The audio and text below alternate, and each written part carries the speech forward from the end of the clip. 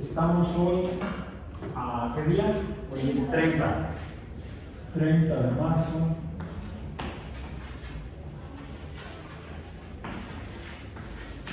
De 2026 en física biológica. Y la última sesión, la última semana, la semana anterior, que fue la semana 10 del trimestre 26 o invierno del 26, llegamos a concretar, a conjuntar varios conceptos aparentemente de los que hemos revisado a lo largo de este trimestre de invierno del 26, aunque ya estamos en plena primavera. Empezó la primavera la semana pasada. De hecho, ya hace 10 días, el día 20 se dio el evento astronómico del equinoccio, que también es concurrente con un fenómeno climático que es el inicio del periodo de aproximadamente 3 meses de lo que es la primavera, después del periodo de menor promedio de temperaturas en el hemisferio norte. El invierno había empezado por ahí del 20-21 de diciembre, fueron 3 meses aproximadamente, aunque por ahí mi hija me dijo que le debían el invierno, porque si no hubo invierno, se llama cambio climático.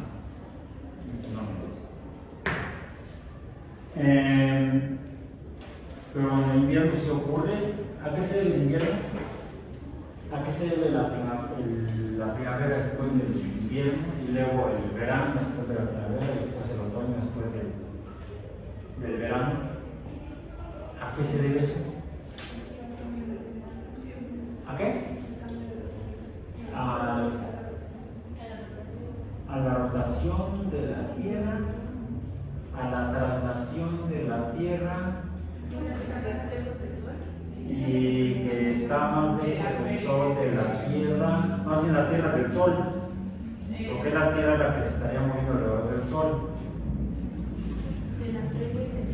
Bueno, hace ya 3 meses prácticamente revisamos la percepción, cómo observamos, y aprendimos que nuestros sentidos nos engañan por cómo funciona.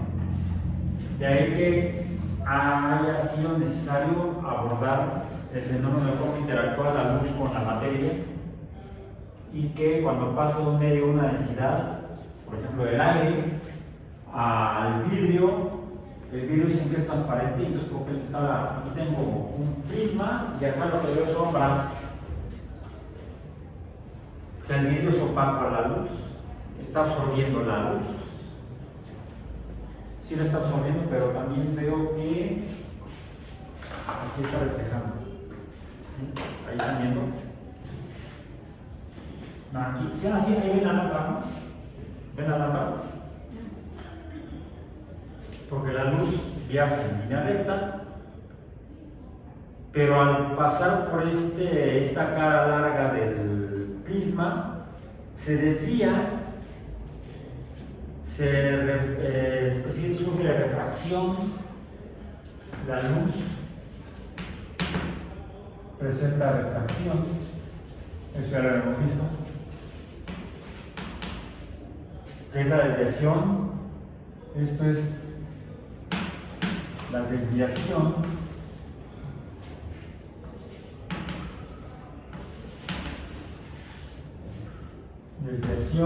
en función de la diferencia de densidades de los medios que atraviesa la luz, del aire al vidrio, pero también depende, no solamente depende de la diferencia de densidades, depende del ángulo de incidencia, también depende de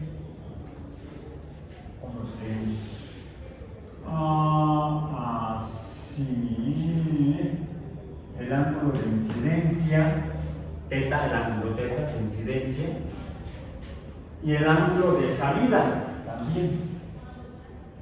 el ángulo de salida, pero también, ustedes están viendo ahí el diodo de la lámpara, ¿no? ¿Sí lo pueden ver?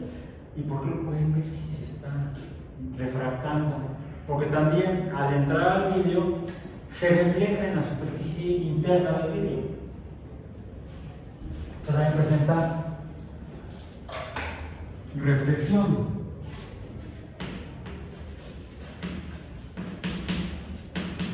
Esta es desviación, pero en función del ángulo, vamos a ponerle ángulo omega, para no usar el mismo, el ángulo de incidencia. Para los ángulos podemos usar letras griegas.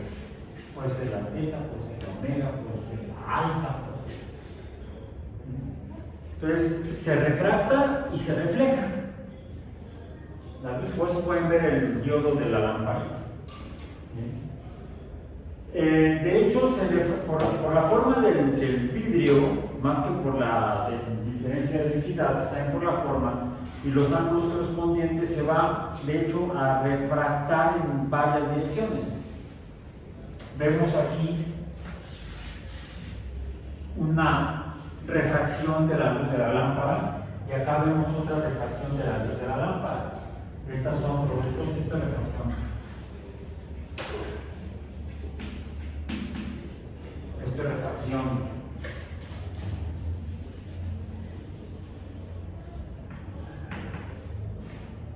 Y además de la refracción que vemos a la derecha y a la izquierda de esas dos, vamos a llamarle formas o proyecciones de la luz, que vemos a la vemos una gran área blanca o blanquecina en cada una de las dos, la de la izquierda y la de la derecha, y en las orillas izquierda y derecha que vemos colores. Vemos aquí de izquierda a derecha, aquí se alcanza a ver mejor en la pared, vemos el rojo, luego el anaranjado, luego el amarillo, estoy poniendo las iniciales en inglés.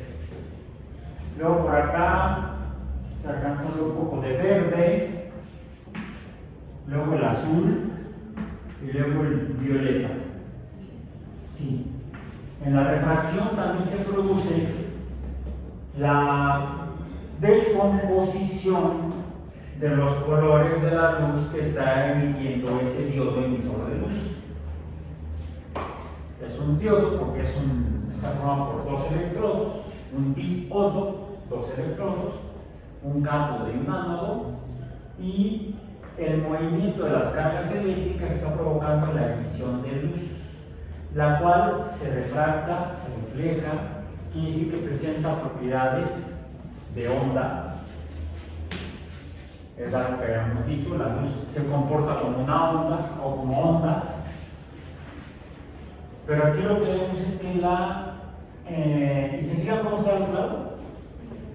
Al revés.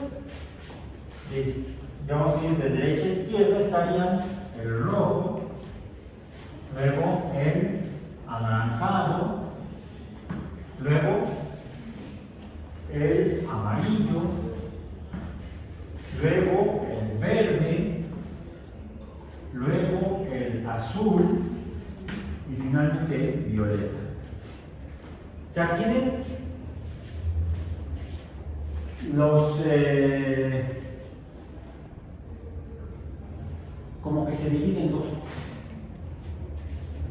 pero siempre están en el mismo orden. No voy a encontrar el amarillo en medio del verde y el violeta, es decir, en lugar del azul, y no voy a encontrar el azul entre el amarillo y el rojo. Ahí va el anaranjado.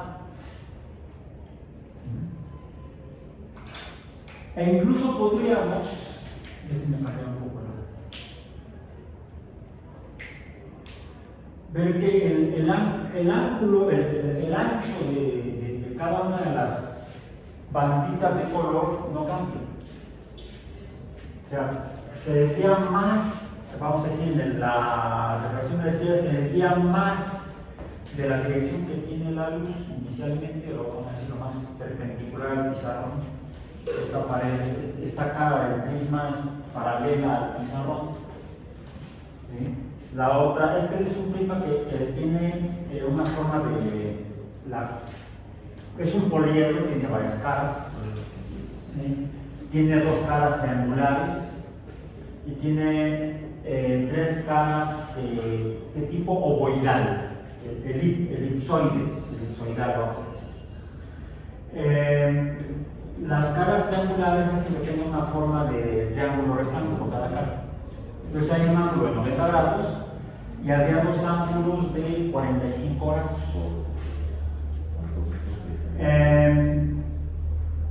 Y el ángulo en el que se desvía cada uno de los colores parece ser específico y constante para cada color.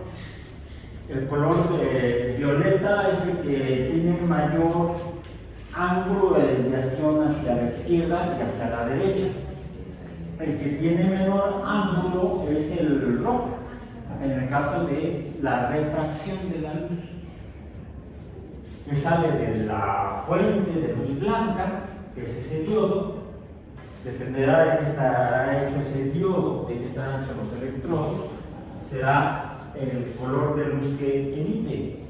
Ojalá pudiéramos hacerlo con otras lámparas de otra emisión, de otra composición material, le llamamos química. Desafortunadamente lo que tengo es mi encendedor, pues mi encendedor es una lámpara. Ahora, otra forma que podemos ver el mismo fenómeno de descomposición de la luz emitida por una fuente emisora de luz, de ondas de luz,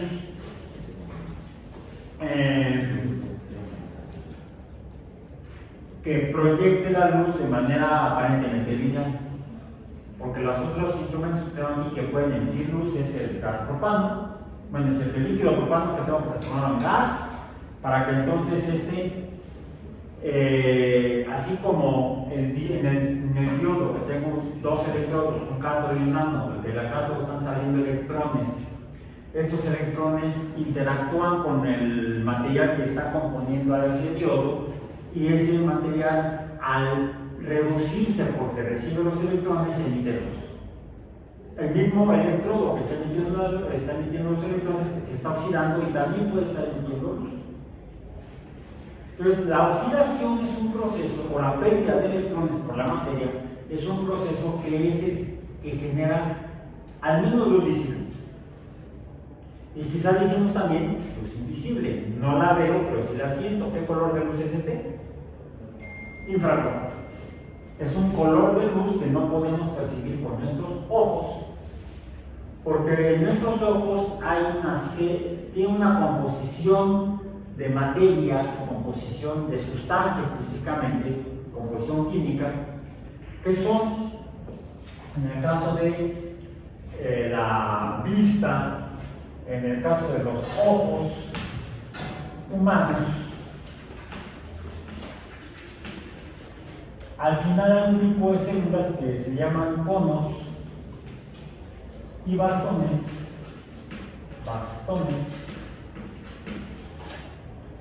que tienen en su composición química, tienen moléculas poliinsaturadas.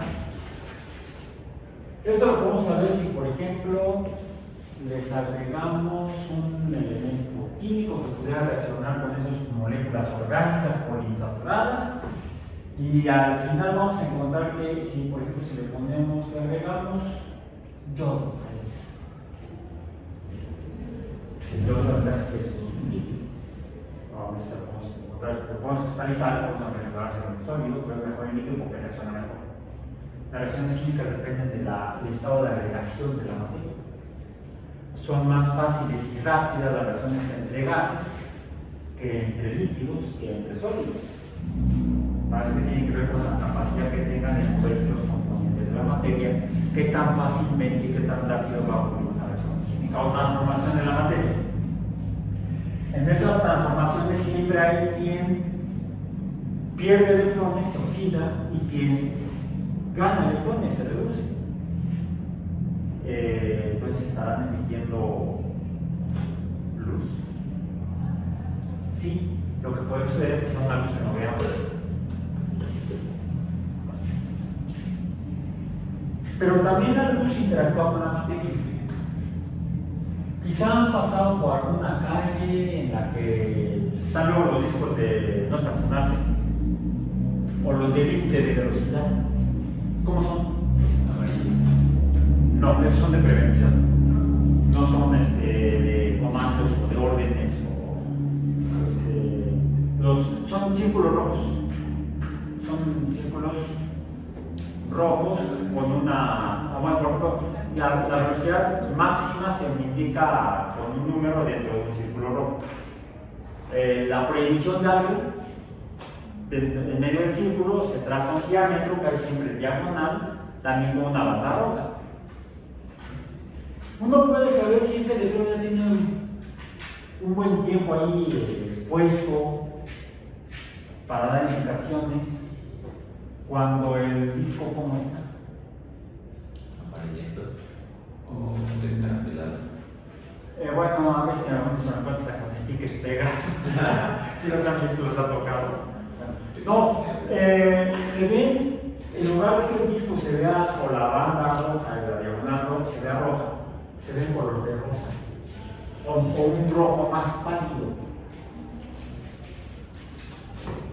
Salvo que haya una sombra que impida que le dé la luz del sol, por ejemplo. En alguna ocasión iba yo caminando por algún lugar en la Ciudad de México, me topé con diario sobre la banqueta y me encontré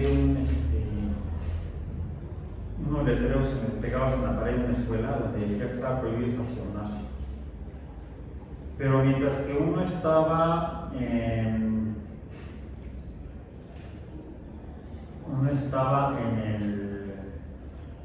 la pared, allá directamente al sol, el otro había un árbol y le proyectaba la sombra. A ver si puedo abrirlo, porque incluso le tomé foto. Sí está bien, medio lento o está bien.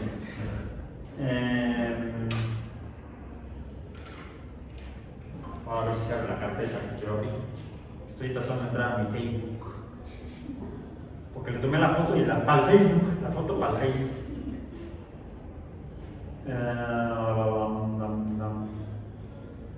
Y según yo lo subí en esta carpeta, no es que está tardando en cargar.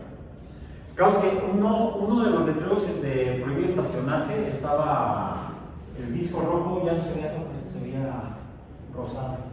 Y el otro se veía rojo. ¿Cuál se vería rojo? El de la sombra. En cambio, el otro que estaba expuesto sin arbolito que proyectaba sombra. Aquí está. Es más, no fue foto, fue video. A ver si corre el video.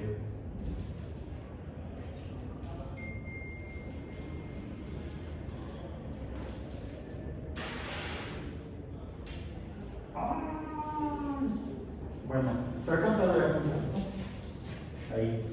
Se ve nada más la pura E, de hecho. Ya no está el disco rojo. A ver si algún día abre el video. Voy a mostrarlo aquí en la cámara. Es este de ahí. Este de acá. Ahí está. No, se no corre. Está muy bien a la verdad. Hay mucha gente en la universidad. Se llama tan histérico porque está acá en que no se viene a visitar sus universidad. Se alcanza a ver la E, pero no se ve el disco. Ah, ya está viendo. Finalmente está viendo. A ver si seguimos abre el video. Espera un momento, dice. No voy a esperar nada. ¿Por qué ya no se ve el disco rojo de prohibido estacionarse? El que está al sol, el que no hay sombra que le proteja de que todos los días lo ilumine el sol durante al menos un tiempo, mientras es de día. El hecho de que un letrero que está bajo la sombra y no le da el sol, y otro que no tiene sombra y sí le da el sol, y vea que son diferentes, me permite hacer una llegar a una conclusión científica, física. ¿Por qué están diferentes? La diferencia es la presencia o la ausencia del Sol.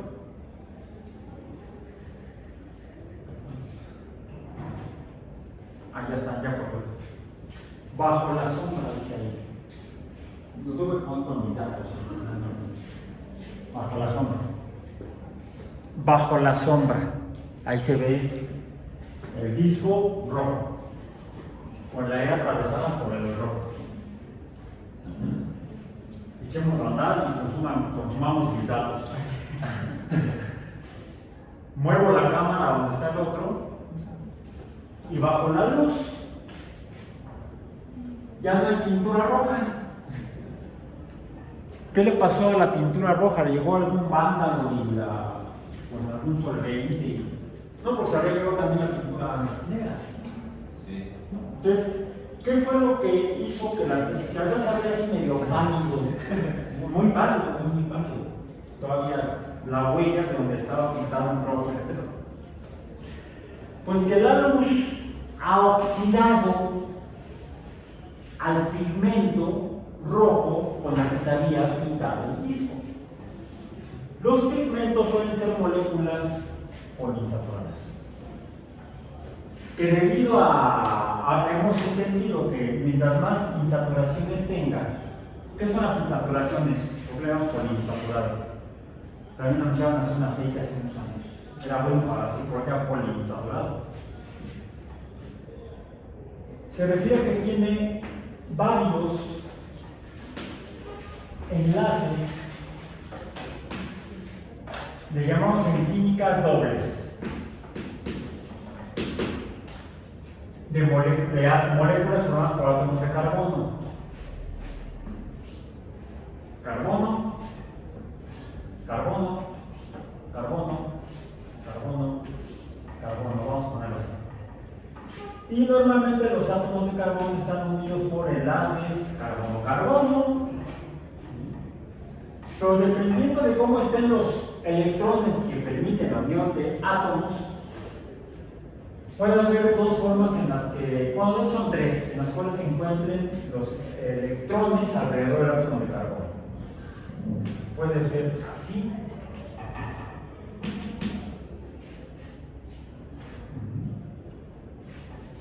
A este, ¿cómo le llamamos? ¿Están llevando ya su química orgánica? Saturado. Saturado, bueno, para que sea saturado tendría que ponerle 4 átomos. Decimos que el número de valencia o oxidación, curiosamente, del átomo de carbono es 4. ¿Por qué? Porque puede formar 4 enlaces. ¿Por qué? Porque tiene 4 electrones disponibles para formar enlaces.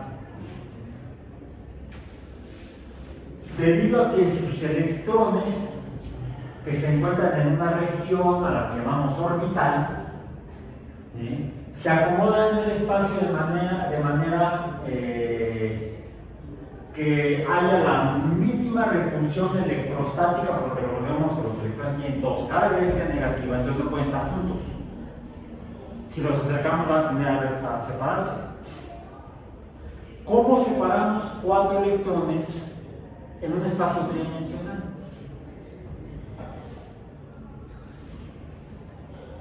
¿Cómo separaríamos 2 electrones? Pues uno de cada lado, a ambos lados del núcleo del átomo correspondiente. Uno acá y otro acá, están lo más lejanos posibles. No podrán estar así los dos porque ¡pum!, se separan. Por repulsión electrostática coulombiana. No colombiana, coulombiana, por ley de Coulomb. Porque puede ser colombiana, venezolana, argentina, mexicana, es colombiana, no importa dónde llevan los electrones. 3 electrones. ¿Tetraédrica? No, 3 electrones tendrían que estar en 2 orbitales diferentes. El elemento químico más simple, más pequeño, es el hidrógeno, que está formado por un núcleo atómico positivo y un electrón negativo. Y esto existe gracias a la existencia de la fuerza electrostática, esa que hemos escrito n veces, cada subíndice E, por U más por U menos, núcleo atómico, electrón, y a la distancia o radio que se encuentra. La ley de Coulomb explica la existencia de este elemento químico. ¿Cuál es? El hidrógeno. 1, porque tiene un protón en el núcleo y los protones tienen carga eléctrica positiva. ¿Cuál es el siguiente elemento químico? Por número atómico, el helio 2. Quiere decir que hay 2 protones en su núcleo. Problema. Si la fuerza electrostática dice que la fuerza es proporcional al producto de las cargas y ambas cargas son iguales, ¿cómo es posible que exista el núcleo de helio? No debería existir. Recordemos que hay otra fuerza, la fuerza magnética, que describe mediante también una constante magnética que si los polos magnéticos existen y son diferentes, va a producirse una fuerza de interacción atractiva. ¿Sí? Y la relación K sub E entre K sub M nos explica el por qué la corriente eléctrica puede provocar fuerza magnética. Estas dos cosas deben tener un cierto tipo de movimiento. Y sí, presenta un cierto tipo de movimiento. Pero aún así, y si hubiera movimiento, entonces podrían estar produciendo un campo, una fuerza magnética. Sí, la producen, pero no es suficiente. Porque la distancia es demasiado grande, R es demasiado grande. R no, demasiado pequeña. La fuerza es la grande. La fuerza es demasiado grande debido a la distancia tan pequeña a la que se encuentran los núcleos atómicos, los protones en el núcleo atómico del helio. Existen otras 2 cosas que mantienen pegados a los protones en el núcleo. Si le llamamos protones a los que tienen carga positiva, pues le llamamos pegatones a los que tienen la facultad de pegar a esos protones positivos. No los llamamos pegatones, porque no los descubrió ningún español, ni ningún guatemalteco, ni ningún mexicano, ni siquiera ningún chicano que hablara español en Los Ángeles. Fueron descubiertos por Ernest Rutherford. Sí, porque J.J. Thomson descubrió el electrón. Ernest Rutherford, neozelandés que hablaba inglés, ¿sí?, descubrió los neutrones porque no tienen carga eléctrica. Y más para acá, grupos de investigación en física de átomos, en física de núcleos de átomos, física nuclear, eran principalmente investigadores norteamericanos, ingleses, pues descubrieron los pegatones. ¿Cómo es pegamento en inglés?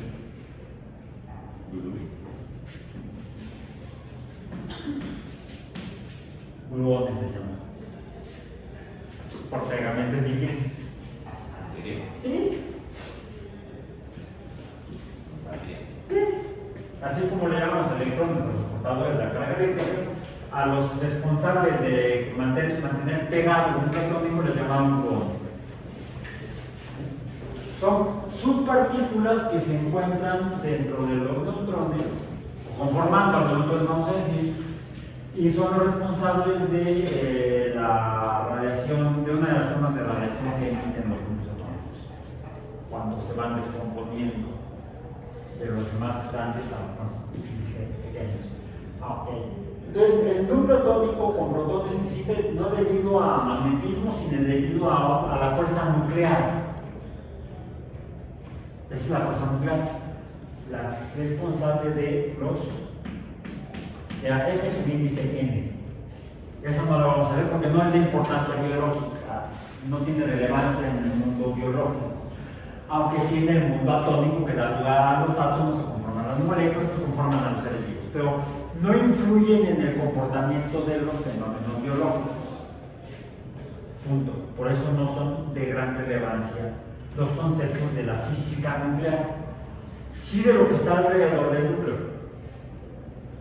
Ahora, por cada protón debe existir un electrón en cada elemento químico, por lo tanto en el helio hay 2 electrones. Y esto se encuentra en un espacio que podríamos representar como una esfera, dentro de la cual se encuentra el núcleo.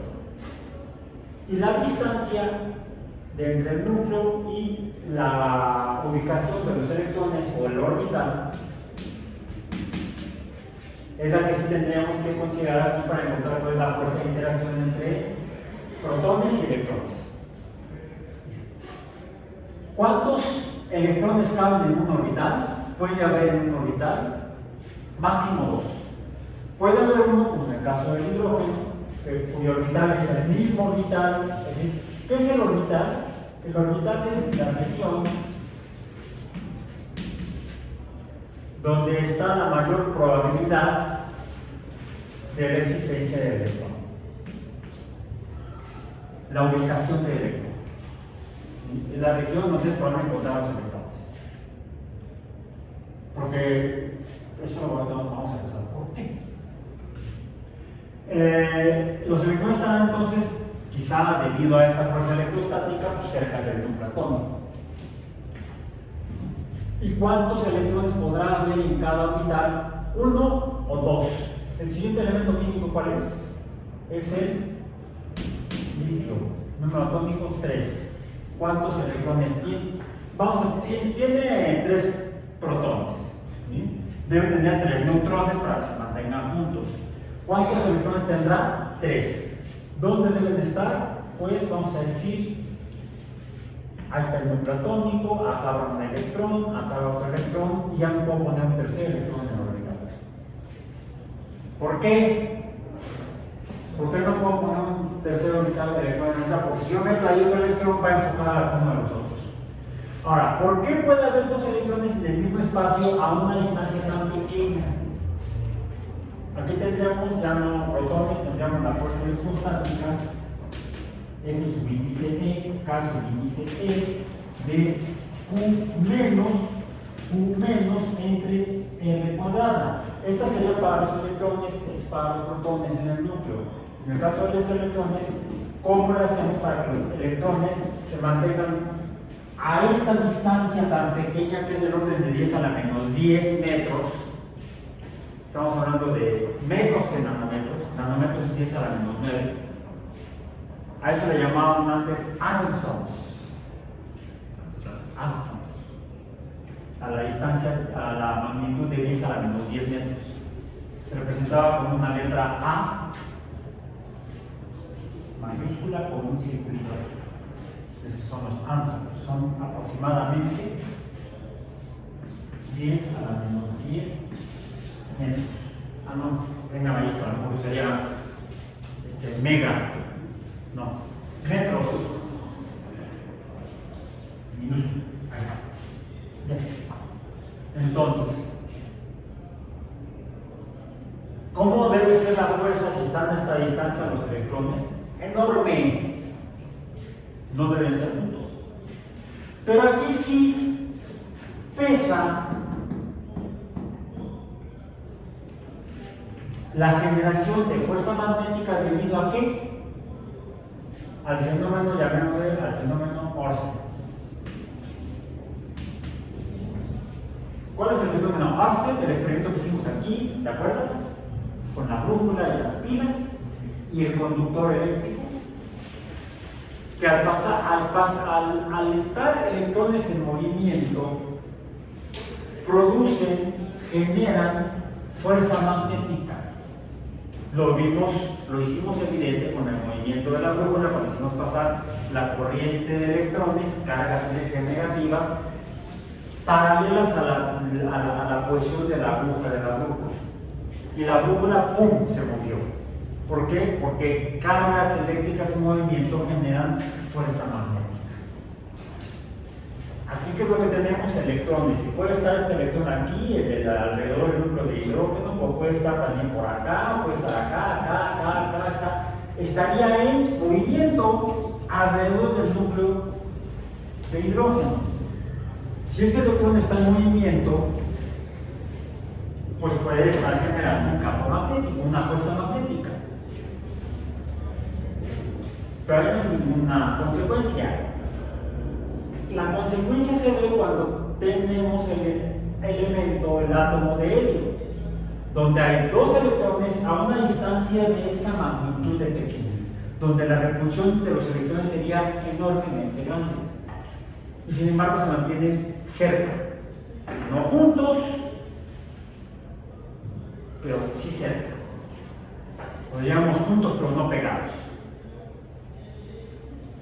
¿Cómo es que se pueden acercar? Porque si efectivamente estuvieran en movimiento, estarían generando cada electrón por su cuenta fuerza magnética, pero hay una condición. ¿Cuál es? Vimos el experimento, lo hicimos en dos formas. Primero pusimos el cátodo de un lado, el ánodo del otro, para que la corriente de electrones tuviera una dirección, y la aguja de la brújula se movió hacia el este. Luego invertimos la dirección de la corriente eléctrica y la aguja se movió hacia el oeste. Es decir, movimientos opuestos, de dirección opuesta, de electrones generan fuerzas magnéticas opuestas.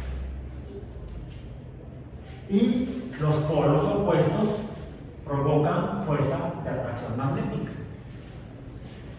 De alguna manera, los electrones deben estar o deben tener algo parecido al movimiento, a un movimiento que pudiera tener dos direcciones posibles. Para un lado, uno, y para el otro.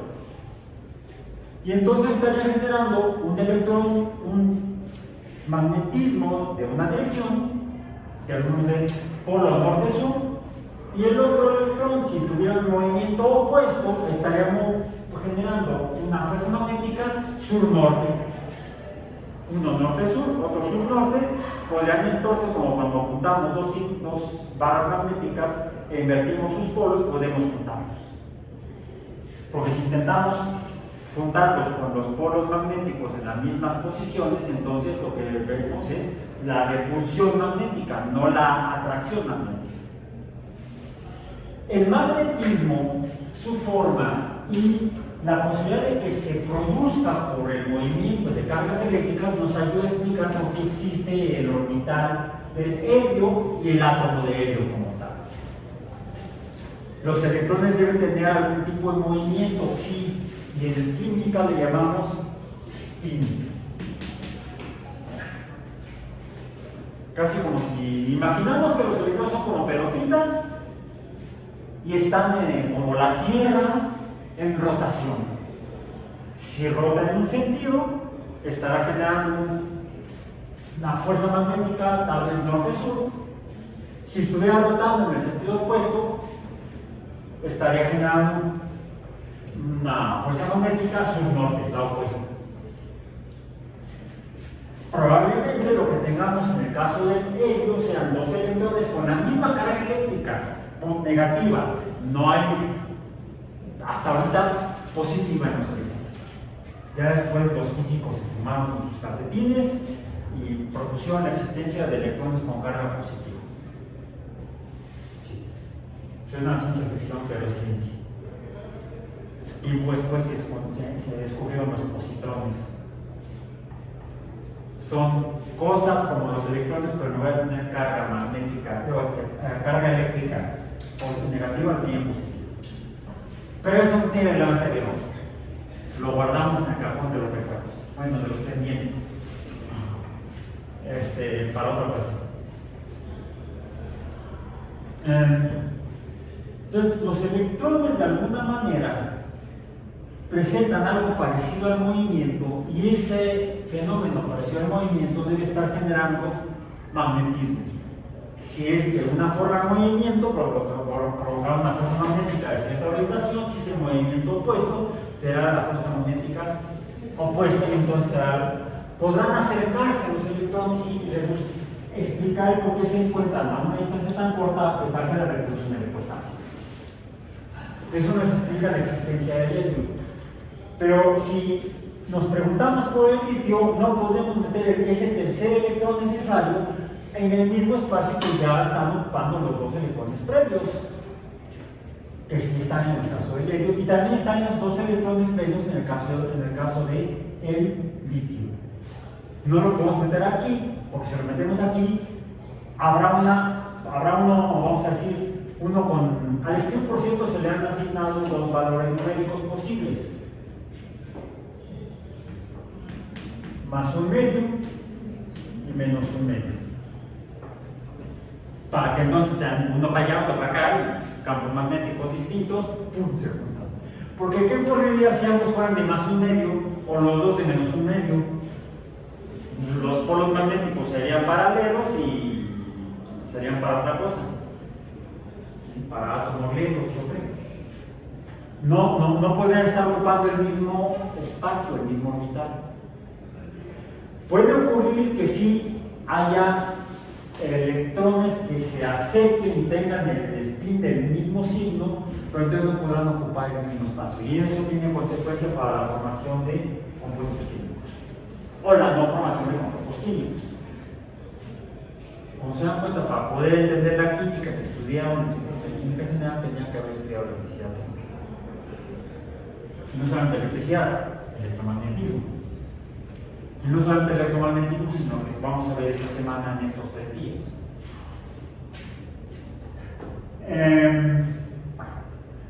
Los electrones parece que tienen un movimiento, ese movimiento le llamamos spin, y puede haber de dos formas, de dos tipos, positivo y negativo, con valores de más un medio y menos un medio.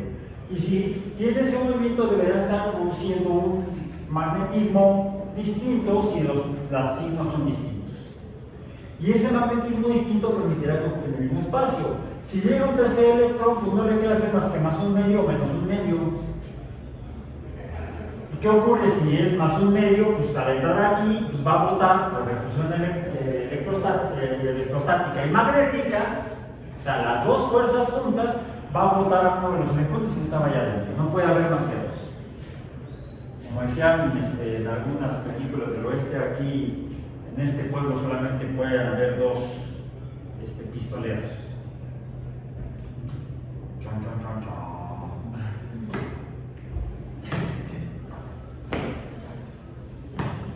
Me gustan mejor las caricaturas de Búfalo. Ok. Entonces ese electrón tendrá que estar en otro espacio, en otra región, en otro orbital, por acá, más lejos del núcleo atómico. Y es por eso que decimos que tenemos dos orbitales, en el caso del litio, uno en un primer nivel y otro en un segundo nivel. ¿Qué forma tienen esos espacios donde están los electrones orbitales? Pues serían, si es en 3 dimensiones y tenemos en el centro del núcleo atómico, pues en el caso del hidrógeno podría estarse moviendo pues, en un espacio de tipo esférico. Sería como una pelota. Un átomo podemos imaginar como una pelota tridimensional de hidrógeno. De ello, pues una pelota con 2 electrones donde están moviéndose, uno se mueve para acá, otro se mueve para acá, si se mueve para acá, se reparten en un espacio esférico, que es la forma más estable en un espacio de 3 dimensiones. En el caso del litio, pues tendremos los 2 primeros electrones en esa misma esfera que en el caso del helio y el hidrógeno, cerca del núcleo atómico, y ese tercer electrón podría estar en cualquier región también esférica alrededor de la primera esfera. Sería como si esta fuera una esfera casi sólida y la otra sería una esfera, una pelota hueca. Es como si tuviéramos una pelota dentro de otra pelota. La primera pelota sería el nivel 1, la segunda pelota sería el nivel 2. Pero curiosamente, de la segunda pelota sería, vamos a decir, Si fuera un balón de fútbol, pues el cuero del balón, ¿todos los hacen de cuero? ¿O son sintéticos? Sintéticos. Bueno, cuero de vaca sintética. En mi tiempo, así que puede sonar como mi abuelita. En mis tiempos, jugábamos un juego con balones de cuero. Cuando ibas a la tienda de deportes y comprabas tu balón, salías muy contento. Y lo primero que tenías que hacer era embarrarlo de manteca. Ibas a la carnicería, pedías manteca, comprabas manteca y lo embarrabas de manteca tu balón. Porque eran de cuero, de piel de vaca, casi todos. O de caballo también. Y lo dejabas ahí como una semana. Se decía que había que curar el balón. No porque estuviera clarito, no. Sino porque había que embarrarlo de cuero para que absorbiera, de grasa, para que absorbiera la grasa. Y entonces cuando llovía y jugabas fútbol en el campo mojado, el cuero no absorbiera el agua, porque cuando no hacían eso y jugábamos fútbol con el balón en el piso, era como patear una piedra. Llegaba el balón y decías ¡ah! Porque absorbía el agua, entonces aumentaba el peso, la masa del balón. El peso, la masa era la masa del cuero más la masa del agua absorbida. Entonces, la ventaja de los balones de piel de vaca sintéticas, bueno, de superficies sintéticas, que no absorben el agua. Jugar al fútbol ahora, me río. No, la tecnología ha hecho. Ya cualquiera puede jugar fútbol. Es más, antes por eso los zapatos para jugar fútbol eran más gruesos, para protegerte del pie. Y es más, nos vendaban los pies. Te ponías primero el vendaje, luego la calceta y luego el zapato. Los tacos eran también de cuero, clavados. Sí, parece que estoy hablando de la prehistoria, pero no estoy hablando de hace 50 años, medio siglo. Todavía. Empezaban ya los balones de piel sintética y los zapatos más aerodinámicos, las suelas de plástico también ya con material sintético. Y eso, otra vez. Bueno, entonces, ok. Regresemos. ¿Qué pasa con el balón del orbital 2? Todos son esféricos, ¿verdad? Sphere. S1, S2. ¿Cuántos electrones hay? Hay un electrón, 1, S, no mentira, hay dos. 1, S1, hay dos electrones en el 1, S1 y hay dos S, dos S, hay un electrón en el orbital 2. Esa sería la configuración electrónica del litio. Dos electrones en el 1S, un electrón en el 2S. Creo que sí va 1S2, 2S1. Bueno, lo dejamos así, mejor con las flechitas. O sea, número de orbital, tipo de orbital, electrones. También lo podemos poner con los números, pero luego son un montón de números. ¿Cuál es el siguiente elemento químico? 4. Berilio. ¿Berilio? Sí, porque lo sigue el boro, 5. En el caso del berilio, que es B4, ¿dónde está el siguiente electrón? Pues está en el nivel 2. Ahí está. Y luego viene lo emocionante del berilio en adelante. ¿Sí? Ahora, no, ¿está el berilio? Sí. Tú le faltó la E. Ahí está. Si no sería el boro. Siempre hago bolas con los dos. En el boro sería 5. Boro 5. Luego carbono 6. Luego hidrógeno 7. Oxígeno 8. Flúor 9. Y neón 10. ¿Y cómo acomodo 10 electrones alrededor de un núcleo atómico? ¿Cómo acomodo 10 electrones alrededor de un núcleo atómico? Lo vamos a ver. después. Ahorita lo que sé es que dependiendo de del tipo de elemento químico o elementos químicos que conforman a un compuesto y cómo estén unidos, se unen a través de compartir electrones. A eso le llamamos un enlace químico. Para que se dé el enlace químico, entonces se requiere que haya electrones disponibles en un elemento químico y en el otro, o espacios disponibles para ser ocupados por dos electrones.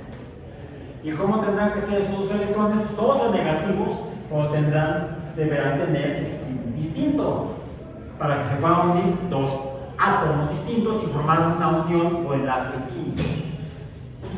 El enlace químico. El enlace se forma cuando tenemos un electrón de un lado, otro electrón del otro, y lo que tenemos es ocupando el mismo espacio. ¿Cómo tienen que ser? Deben tener espines diferentes. Porque si no, el enlace no se da. Uno tiene que ser más un medio, el otro tendrá que ser menos un medio, y entonces se da el enlace entre los dos núcleos atómicos, mediado. Aquí están los núcleos atómicos, aquí está el núcleo atómico, y este sería el enlace. Dos electrones, donde uno tiene un spin de una forma y el otro tiene un spin de otra forma, y entonces, por fuerza magnética, pueden ocupar el mismo espacio. Porque si tuvieran spines iguales, no se juntan, se repelen. A eso le llamamos antienlace. El antienlace es cuando los spines de los electrones de los átomos que pretenden unirse son iguales. O sea, si ambos son más un medio, no se van a juntar, no se formará el enlace. Si ambos son menos un medio, tampoco se formará. Tendrá que ser uno más un medio y otro menos un medio. Si no, no hay enlace posible. Es lo que ocurre aquí. El carbono proporciona un electrón, el hidrógeno proporciona un electrón, y se acomodan 4 electrones, terminarán organizando, si esto lo vamos a ver después, tal vez mañana, en una forma que llamamos un tetraedro. Ahorita créanme, mañana lo vamos a probar. Bien. Tetraedro regular, además. Porque si hubiera un átomo más grande de otro lado en alguno de estos enlaces, entonces podría estar empujando, si vean que aquí hay electrones, aquí hay electrones, aquí hay electrones, aquí hay electrones, aquí hay electrones, todos son negativos. Y si fuera no hidrógeno, sino un átomo más grande que tuviera incluso más electrones, podría estar empujando por repulsión electrostática a los otros átomos, y va a deformar la estructura de la molécula. Hay ocasiones en las que el carbono se une, no, porque podría suceder que en lugar de que tuviéramos aquí hidrógeno, podríamos tener otro átomo de carbono. Y este carbono tendría que tener la misma forma. Ahí está. Y aquí ya tenemos una molécula de 2 carbonos. ¿Cómo se llama esta? Carbono, carbono, y tenemos 3 hidrógenos. ¿Cómo se llama? Etano. Donde todos los enlaces tienen esta forma. A veces los enlaces son diferentes, y en lugar de que haya solamente un enlace entre carbonos, puede haber ya 2. Acá estará el otro y acá el otro. Bueno, no es exactamente así, porque así, en la realidad no son así las moléculas de carbono. Su forma depende de esta geometría, del tetraedro regular o de la modificación del mismo, lo veremos después. Pero cada carbono puede tener hasta 4 enlaces. Si tiene 4 enlaces hacia 4 átomos diferentes, 1, 2, 3, 4, 1, 2, 3, 4, 1, 2, 3, 4, le llamamos a esta molécula saturada. porque cada carbono tiene 4 átomos pegados, uno en cada enlace. A ver si encontramos moléculas de carbono en las cuales, ¿cuántos átomos tiene pegados este? 1, 2, 3. No, 4. Digamos que le falta uno, no está lleno, no está saturado. De hecho, en esta molécula, si fuera así, habría 2 carbonos no saturados o insaturados. Y significa no saturados. ¿Por qué? Porque cada uno de estos carbonos tiene solamente 1, 2, 3 átomos pegados. ¿Estos cuántos tiene este carbono? 4, 1, 2, 3, 4. Y estos, he dicho,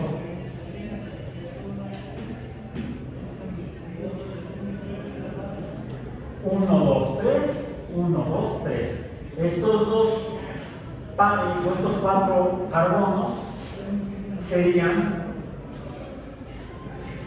insaturados. De hecho, a cada uno de estos enlaces que le decimos doble le llamamos una insaturación. Aquí en esta molécula habría 2 insaturaciones.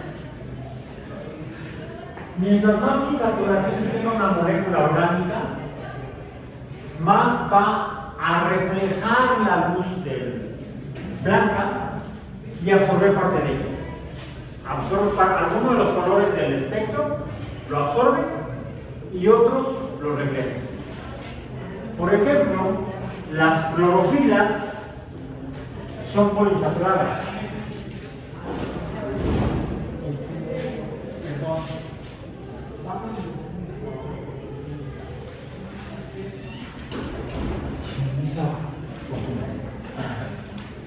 Yo voy a decir manita, ya no lo vi. Ya quedó grabado. Es inapropiado hábito. Hablemos más decentemente. En lugar de manita, que es un inapropiado hábito. Como luego están esos memes, ¿no? Sale Newton diciendo alguna cosa y no, profesor Newton, no lo diga así. Sí. Algo así más o menos. Ok. Entonces, revisen por favor, porque de hecho esa es su última evaluación. ¿Cómo es la estructura química de las clorofilas? ¿Y con qué tipo de luz interactúa? ¿Y con qué tipo de luz no interactúa? Vamos a revisar esto todavía en próximas clases para las moléculas en general. De hecho, de eso depende que veamos o no veamos ciertos colores de luz. Porque en el fondo de los ojos humanos hay moléculas poliinsaturadas. ¿En cuáles de las dos células?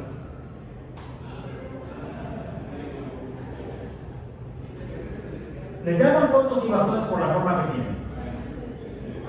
Sin embargo, son células especializadas. Unas de ellas detectan el espectro o la frecuencia de la luz que está llegando a rojo. En otras palabras, nos permiten ver el color. Gente que tiene problemas en ese tipo de células, porque tiene alguna mutación y no tiene las moléculas apropiadas, ve los colores diferentes. Le llaman daltonismo. Por cierto, mi amigo el puso era daltónico. Y me enteré ya que estábamos en la segunda ocasión, digo, ¿ya viste eso? No, dice, no es ese color. ¿Cómo es que no es ese color? Me dice, nos conocíamos desde la infancia. Me dice, es que nunca te había dicho, soy daltónico. Y me sorprendió porque mucho de la regulación del museo, de las medidas de contingencia o las medidas para prevención de incidentes, las medidas de salvaguarda, están codificadas por colores. ¿Cómo haces para vivir? Vivía de eso, era abuso profesional. Uno se hace mañoso. Bueno. Y los otros, el otro tipo celular, lo que detecta es hacer El color depende de la frecuencia, de la frecuencia de las ondas. Las luz son ondas, y cada color de luz que vemos en el espectro de la luz visible, cada color de luz tiene una frecuencia diferente. La frecuencia en la ecuación de la función seno, y igual a seno del ángulo, la frecuencia es un coeficiente que multiplica el ángulo. Esa es la letra nu, que va desde la teta, que es el ángulo. Y pero también tenemos el coeficiente que va desde la función seno. Y esa dijimos que es la A, la amplitud, el coeficiente A. Bueno, el otro tipo celular tiene moléculas que interactúan con la intensidad de la luz. Una nos permite ver, dependiendo de la cantidad de luz que hay o intensidad. Por ejemplo, cuando hay muy poca luz, ahorita no he prendido las lámparas aquí, hay suficiente para que veamos las cosas a colores. Pero cuando la intensidad de luz, cuando la cantidad de partículas de luz que hay en el ambiente, de luz visible, es muy baja, entonces no hay la suficiente cantidad de partículas luminosas que interactúen con esas moléculas en ese tipo celular, que son las que perciben la frecuencia, y entonces no vemos color.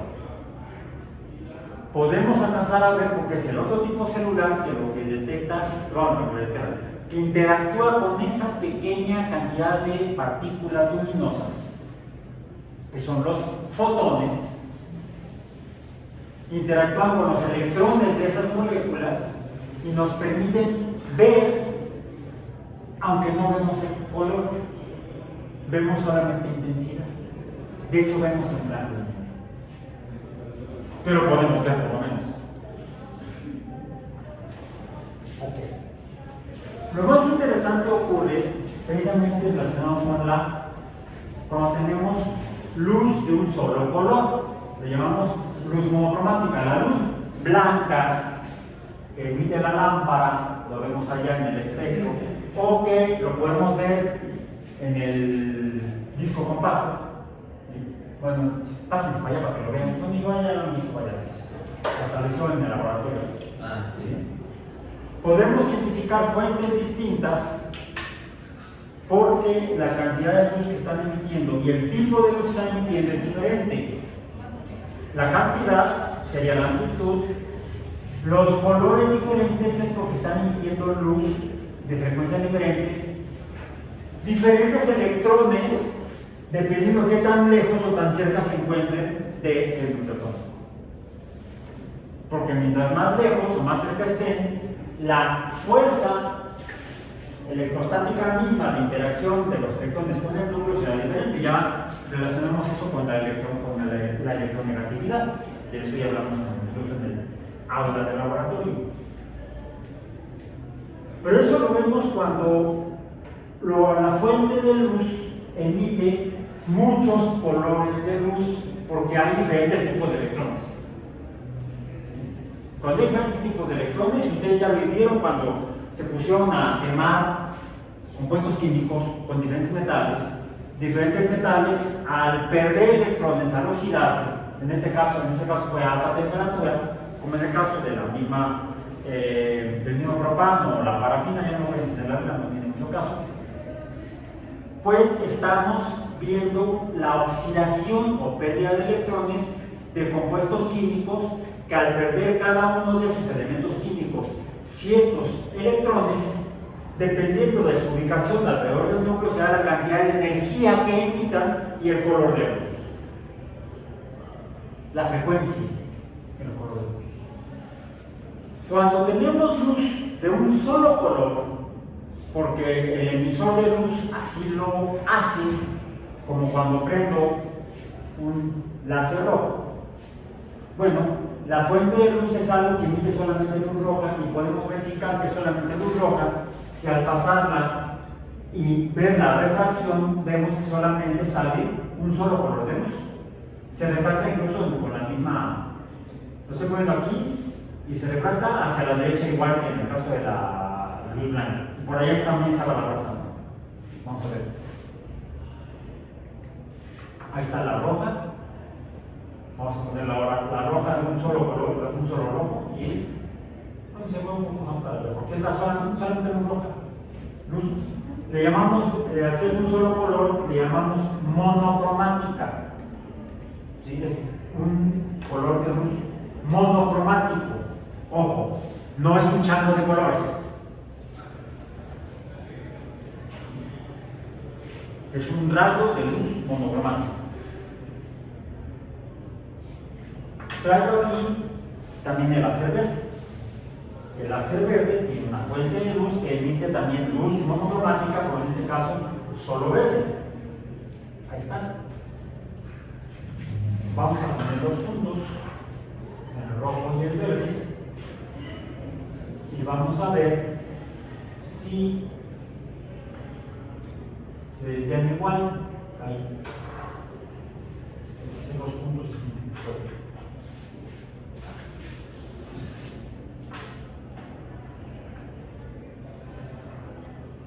Más o menos por ahí.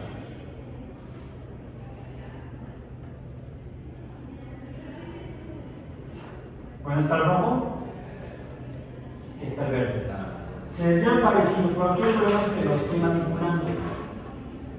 Presentan, de hecho, si lo hicimos como yo puedo poner que cada uno presenta un ángulo específico. Pero pasa algo un poco distinto cuando lo hacemos pasar a través de una reja de agujeros muy pequeños. No funciona si, por ejemplo, la reja es la que forma un peine. Voy a quitar aquí el prisma. Si lo hago pasar por los dientes del peine, pues no, los dientes del peine están muy separados y aún así ¿qué ocurre?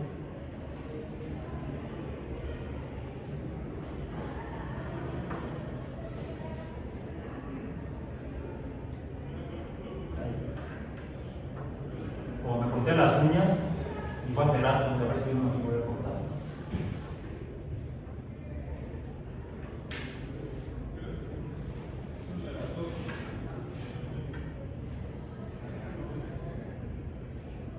Tengo que quitar más altas. Ahí está. Ya está baja la pila. Ya se murió. Ya sabía yo, estaba comportando yo como que tenía baja la batería. Tengo que. Estoy cargado. Aquí está el otro.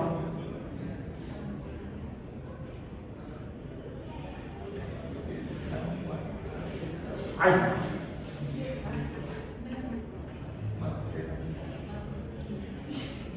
Ah, caray, ¿qué está ocurriendo?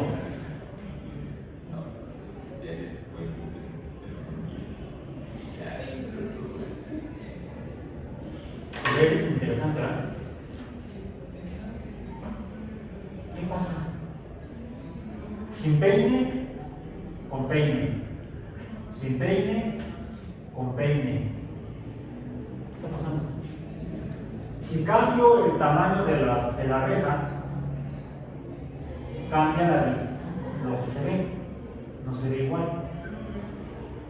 Aquí es con los dientes el espacio más pequeño entre dientes, el espacio más grande entre dientes. Pequeño, grande. E incluso, si lo hago pasar a través del disco compacto, veo, ahí está, a la derecha ven, se ve ahí una marca que está ahorita, estoy apuntando a esa raya de ladrillo, y a esa raya de ladrillo, ahí voy a apuntar, más o menos, y él está aproximadamente por donde está la G, ¿sí? A la derecha y acá a la izquierda también. El disco compacto tiene muchos agujeros microscópicos. Y lo que provoca es que al pasar unas de luz, el tamaño de los agujeros hace que se desvíe, a que se separe el mismo haz de luz. No son haces diferentes, es el mismo, Y es algo similar a lo que veo en el peine. Pero en el peine lo veo menos disperso porque aquí las separaciones son mucho más grandes que los agujeros en el disco compacto. El ángulo de desviación depende del espacio entre los objetos que están obstruyendo u oponiéndose al paso de la luz. Y pasa incluso también con el verde. Vamos a ver. Vemos el verde, vamos a ver de grande a pequeño. Ese es la reja del peine en espacio grande. La reja pequeña. ¿Qué pasó? Es más, ven alrededor del punto gordo, dice Brian por ahí. ¿Y qué pasa cuando lo hago pasar a través del disco compacto? No una, sino dos de cada lado. Y además, a distancias distintas del láser rojo. Bien. El rojo está por donde está, a ver, el rojo está por donde está la R, ¿no? Por donde está la R. Tengo que apuntarle bien al lugar. Va a ser aquí, ¿correcto? Está por donde está la O más o menos. ¿Sigo aquí? Ahí está. No, por donde está la R. Aquí está más cerca, se fijan que está más cerca la primera luz a la derecha y hay otra a la izquierda, más lejos a la derecha. O sea, el ángulo depende de la luz del reflejado, pero también depende del color de luz, y el color de luz depende de la frecuencia. En otras palabras, la desviación depende de la frecuencia de la luz. Pero lo más loco es que es la misma luz, no son luces diferentes, es el mismo haz de luz. Aquí tengo un medidor con el que puedo hacer un espacio muy pequeño entre la parte, es un vernier, ¿sí? Entonces puedo abrir la boca del vernier, casi nada. Pasa la luz policromática. ¿Ahí la ven? ¿Sí, verdad? Sí. Pero no se ve gran cosa. O sea, no se me ocurre nada extraordinario. ¿Qué ocurre cuando hago pasar el láser rojo por... ¿Qué pasa? Se hace hacia los lados, ¿no? Sí. Hacia la derecha y hacia la izquierda. ¿Y el láser verde? Más. Y ven lo que hay en medio de él. No es una línea continua. No, se curva. Se ven puntitos. A ver, ahí está. Ahí está. ¿Se alcanza a ver? ¿Qué pasa? Yo para que la tiene luego la... O veo ya o veo acá y como está muy intenso puede estar la semana.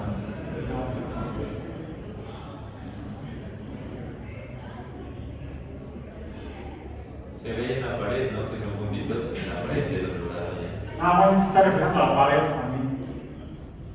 Es tan intensa la luz del láser verde que se refleja del otro lado del salón. Si mire, póngalo y allá a su derecha, voltea a ver ahorita. Ya, sí. Ahí se distinguen más los puntitos. Lo interesante es que es cada un algo de luz pasa por el espacio y ese algo de luz se va simultáneamente hacia espacios diferentes. En la misma luz está ocupando espacios diferentes. Y esa luz se provoca porque interactúan los electrones con materia y el tipo de luz depende del tipo de electrones. La cantidad de luz depende de la cantidad de electrones. Y lo que estamos viendo entonces es que los electrones que están aquí, que conforman a cada uno de estos compuestos químicos, se encuentran en los orbitales de manera muy interesante que vamos a seguir revisando el día de mañana. Por hoy, acabamos. Pues